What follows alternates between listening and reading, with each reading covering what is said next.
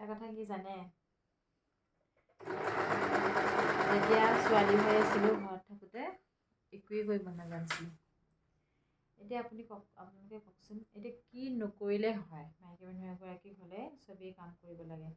ভাত বনাবা বুলি, ল'ৰা ছোৱালীবোৰ মানে আজৰি কৰি মেলি স্কুলত থোৱাবা বুলি প্ৰতিটো কামেই কৰিব লাগে নহয়নে? তাৰ ভিতৰত এইটো এটা অন্যতম, মানে নিজৰ সুবিধা নিজে চলাওঁ। কনজুচ আমি কৰোঁ আৰু মানে পইচাকেইটা বচাই দিওঁ আৰু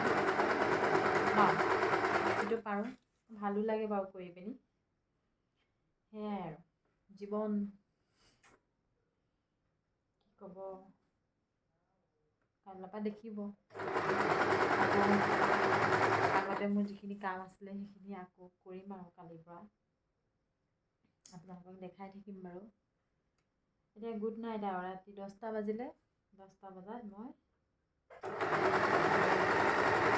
দুখন আছে নিজৰ কাপোৰ বাৰু, দুখন চিলাই আজৰি কৰি আৰু ধুনীয়াকৈ শুমগৈ আৰু।